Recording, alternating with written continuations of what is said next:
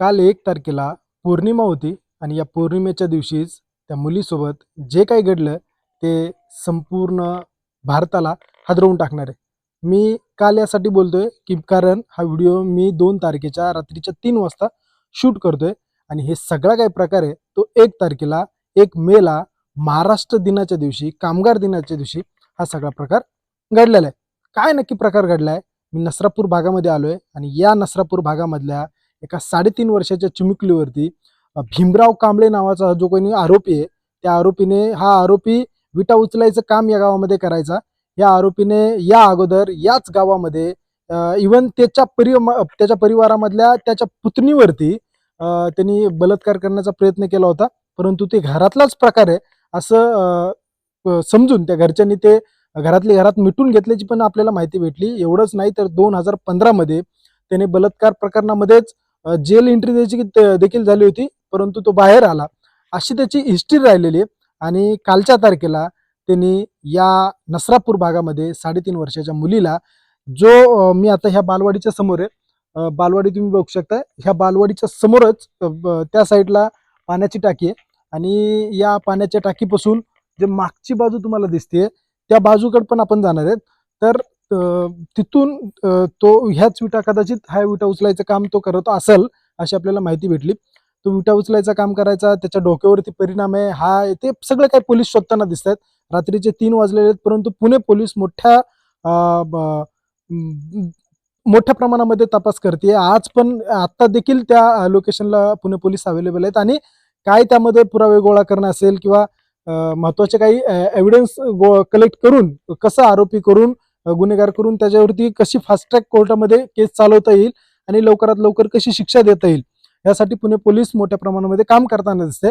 आणि हीच ती पाण्याची टाकी आहे ज्या पाण्याच्या टाकीच्या बाजूला तो गोठा आहे, ज्या गोठ्यामध्ये हा नराधम त्या चिमुरडीला घेऊन गेल्याच्या नंतर नको ते कृत्य केलं, अत्याचार केला आणि त्या मुलीला त्या शेणाच्या गोठा जे काही म्हशीचा गोठा आहे त्याच्या शेजारी जे शेण आहे त्या शेणामध्ये पुरण्याचा प्रयत्न केला.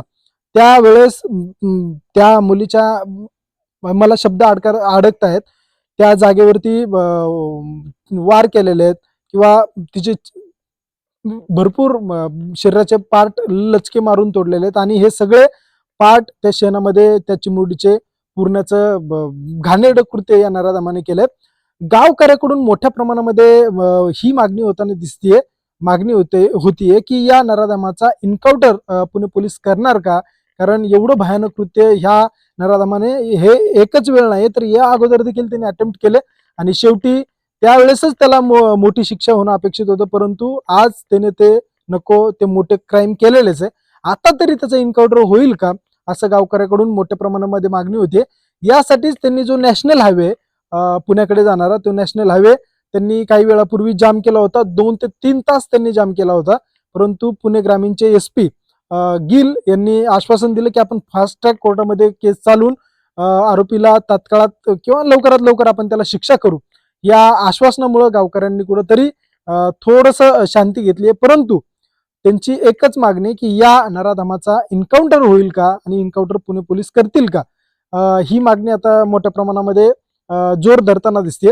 महाराष्ट्राचे उपमुख्यमंत्री एकनाथभाई शिंदे यांनी देखील ठाण्यामध्ये असा काही प्रकार घडला होता.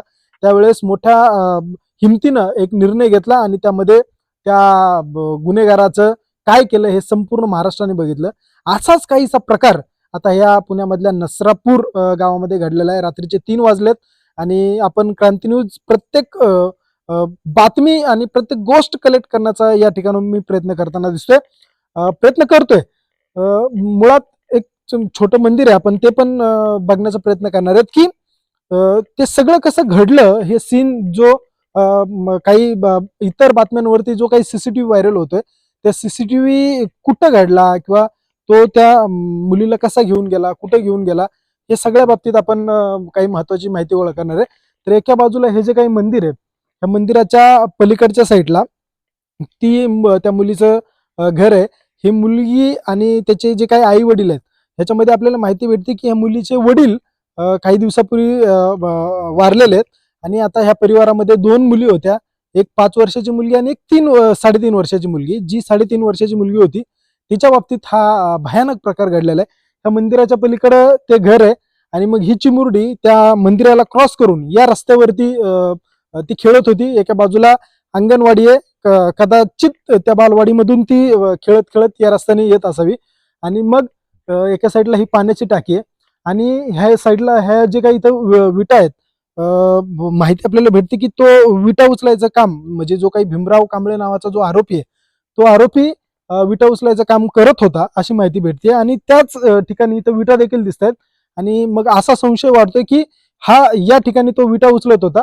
ती जी चिमुरडी आहे, ती चिमुरडी त्या मंदिराला क्रॉस करून तिच्या घरातून या पट्ट्यामध्ये खेळायला आली असेल आणि मग ही पाण्याची टाकी आहे, ज्या पाण्याच्या टाकीला वरती जो सीसीटीव्ही लागलाय, तो सीसीटीव्ही हे सगळं काही भयानक कृत्य तो आपल्या कॅमेऱ्यामध्ये रेकॉर्ड करतो आणि या रेकॉर्डमुळेच हा जो काही गुन्हा आहे आता कुठेतरी सिद्ध होताना दिसतोय.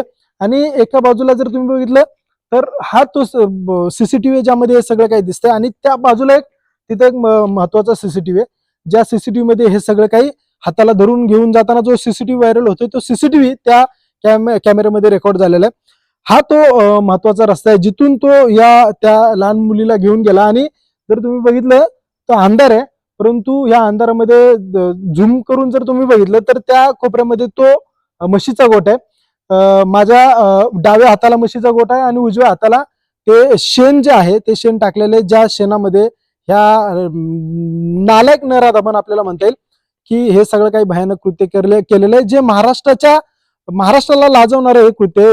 ज्या वेळेस या पुण्याचं नाव देशामध्ये काढलं जाईल त्यावेळेस पुण्याला बलात्कारी ह्या नालायक लोकांमुळे बदनाम करण्याचं काम ह्या लोक करताना दिसतात. आता एकच प्रश्न पुणेकर प्रत्येक जण उपस्थित करतोय की ठाण्यामध्ये जे घडलं तसंच पुण्याच्या या नसरापूर भागामध्ये घडेल का? एकनाथ शिंदे या बाबतीत देखील असाच मोठा निर्णय घेतील का, असा प्रश्न आता हे नसरापूर गावकरी उपस्थित करताना दिसत आहेत आणि ते मागणी करताना दिसत आहेत. पूर्वी पण मी सांगितलं की त्यांनी नॅशनल हायवे जाम केला होता आणि आज उद्याच्या तारखेला नसरापूर गावकऱ्यांनी एक निर्णय घेतला की संपूर्ण गाव ते बंद ठेवणार आहेत आणि पुणे पोलिसांकडे ते एकच आशा व्यक्त करताना दिसत किंवा मागणी करताना दिसत आहेत की या चिमुरडीला न्याय द्या. प्रत्येक जण आज सोशल मीडियाच्या माध्यमातून या चिमुरडीला न्याय मागण्याचा कमेंट्स करतोय किंवा व्हिडिओ त्या प्रकारे शेअर करतोय, त्या व्हिडिओच्या माध्यमातून निषेध आपला व्यक्त करतोय, राग व्यक्त करतोय. आता खरी जबाबदारी आहे ती पुणे पोलिसांवरती. पुणे पोलीस किती वेळामध्ये किंवा किती दिवसांमध्ये ही केस फास्ट ट्रॅक कोर्टामध्ये चालवून त्याला आरोपी करतायत, गुन्हेगार करतायत आणि किती दिवसांमध्ये त्याला शिक्षा होती ते तेवढं बघणं गरजेचं आहे. पुणे पोलिसांच्या या अगोदरच्या प्रकरणामध्ये त्यांच्या कामावरून तरी वाटतं की ते लवकरात लवकर काम करतील किंवा मोठ्या प्रमाणामध्ये काम करताना दिसत आहेत. आता 3:30 वाजलेले आहेत तरी देखील त्यांची टीम या ठिकाणी पोहोचलेली आणि मोठ्या प्रमाणामध्ये ते तपास देखील करतात. आपण कोंढव्यातलं जे बोपदेव घाट त्या प्रकरणामध्ये देखील बघितलं होतं की पुणे पोलिसांनी कुठलेही सीसीटीव्ही अवेलेबल नसताना म्हणजे हजारो सीसीटीव्ही तपासून शेवटी त्या 3 नराधमांपर्यंत पोहोचले. आता मात्र पुणे पोलिसांकडे सीसीटीव्ही आहे आणि सगळ्या गोष्टी आरोपीला अटक देखील केलेली आहे. आता लवकरात लवकर केस चालून हे सगळं त्याला शिक्षा कधी होती तेवढंच बघणं गरजेचं आहे. या अशा घटना होणार नाहीत यासाठी आपण काय काळजी घेतली पाहिजे हे देखील तुम्ही कमेंट बॉक्समध्ये आम्हाला नक्कीच कळवा. आणि सगळ्यात महत्वाचं म्हणजे तुम्ही तुमच्या लहान लेकरांवरती लक्ष ठेवा. या नराधमाचं काय केलं पाहिजे हे देखील कमेंट बॉक्समध्ये मला नक्कीच कळवा. या सगळ्या घटना बाबतीत मी रात्रभर तुमच्यापर्यंत रिपोर्टिंग घेऊन येणार आहे. त्यासाठी क्रांती न्यूजला फॉलो करा. मी मेघराज गवारे, तुम्ही बघता क्रांती न्यूज. धन्यवाद.